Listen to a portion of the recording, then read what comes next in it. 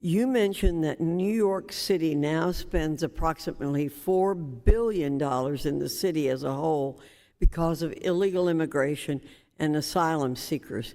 Can you put in context what a massive number that is? Yes. So this represents now approximately 5% of the budget of New York City.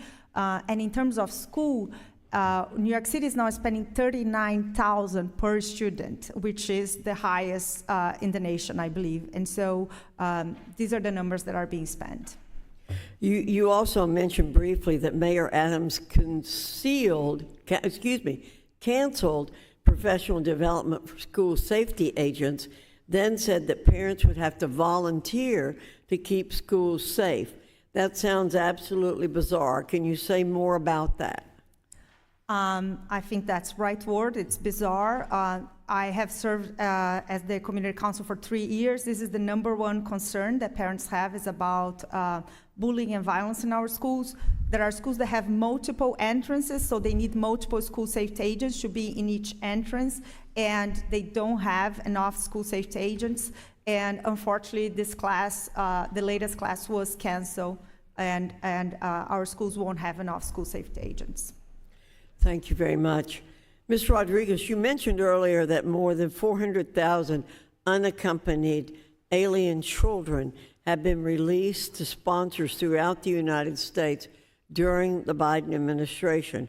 Why are so many minors coming to the U.S. without their parents? Because our federal government is incentivizing it with our policies. Thank you very much. Ms. Barkey, in your testimony, you mentioned that there's a considerable need for finding more ESL teachers due to the illegal immigration crisis. In Orange County or California more broadly, how hard is it to find enough ESL teachers to meet student needs? Thank you for your question. It is very difficult. There's a shortage of teachers, as well as they don't always want to come to California or Orange County because of the cost of living. So there's the challenges of housing in Orange County and throughout California, and there's a shortage of teachers with the skill sets that are needed to be an ESL teacher, with the additional challenges in the classroom from children that don't only not speak the language, but they're from different societal norms, and so the classrooms aren't always as easy to instruct as you might think. There's not just the language barrier. There's not always support at home. We know that parental involvement is so important for academic excellence, and so the many factors that are contributing to the classroom disruptions make it difficult for us to find adequate numbers of ESL teachers.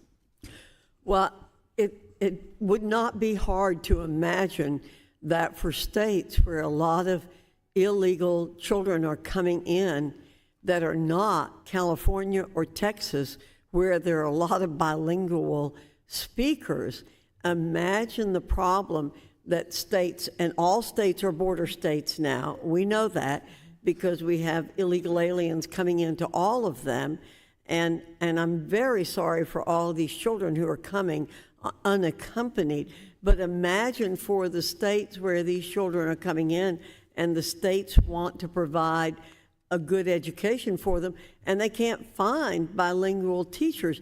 The Midwest, the South, I mean, I'm from North Carolina, and it's already hard enough to find any teachers, let alone teachers who can speak other languages in addition to English. And we know that people are coming in from 160 different countries, so it is not just Spanish and English that we need, but it's lots of different languages. So this is just a real problem. And these children are truly victims who are coming here unaccompanied, being put in the homes of people maybe they don't know, and then not being able to get the education they need. So thank you, Mr. Chairman. I yield back. Thank you very much, Madam Chair. Let's go to the great state of Connecticut, where Representative Hayes is recognized for 5 minutes. Thank you, and thank you to our witnesses for being here today. I first want to start out by saying that I came to Congress as a teacher. I taught at a public high school for 15 years.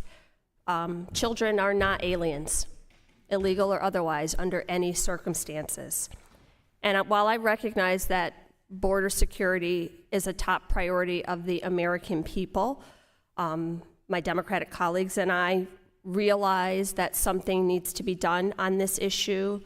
So much so, in fact, that Senate Democrats brought 2 border security bills negotiated in good faith with Republicans to the Senate floor, and both have failed. So we need to address this problem. My challenge is that even though I realize this is an important issue, immigration is not within the jurisdiction of this committee, so I question the intention of this hearing. Under current U.S. law, all children in the United States have the right to a public education. That's the law. In June of 1982, which was not during the Biden administration, you can check that, the Supreme Court issued a ruling in Plyler versus Doe, a 5-4 decision holding that states cannot constitutionally deny students a free public education based on their immigration status. That was the Supreme Court in 1982. So the premise of this hearing is fundamentally misguided because undocumented children have the right to a public education in the United States of America. As a teacher, I never asked my students what their immigration status was because it didn't matter.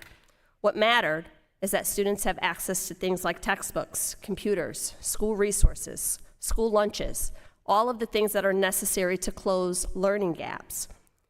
A recent study of the Annenberg Institute at Brown University found that there's an estimated 55,000 vacant full-time teaching positions in the United States.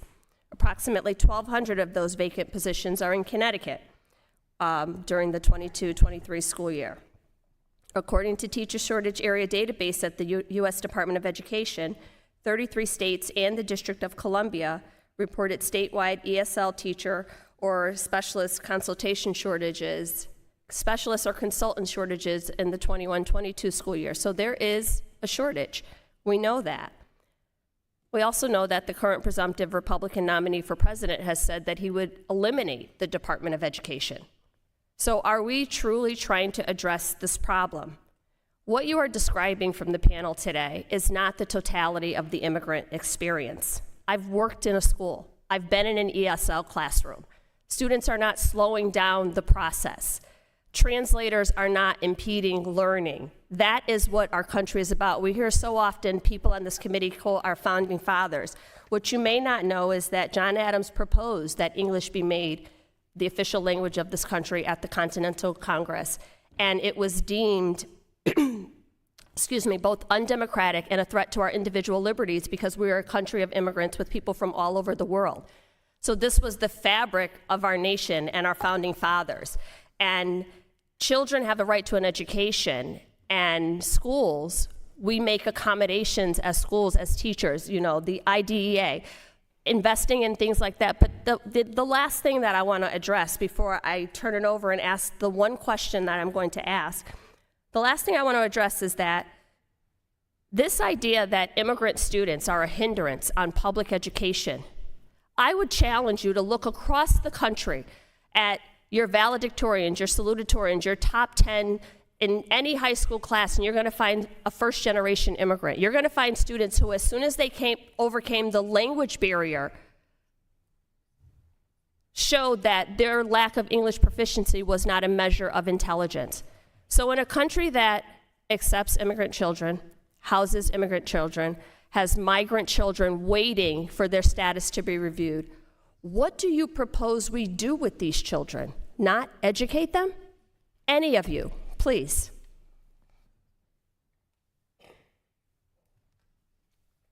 I don't think that anyone's stating that or refuting the fact that it is mandated by federal law to educate, but I think that it is an acknowledgement. There has to be an acknowledgement, particularly in the minority communities like my own, Hispanic communities and Black communities that are impacted the most. I worked in a Title I public school district for 15 years, so I know exactly who you're talking about. Right, so I think that that's important to recognize as well. We talk about the need for, I think the word is investing in the students and migrant children. What about investing in American children? That should be a priority. It's not one or the other, is what I would encourage you to allow yourself to begin to understand. With that, I yield back. Thank you very much. Let's go to the great state of Texas, where Representative Moran is recognized for 5 minutes. Thank you, Chair Bean. Since coming to Congress, it's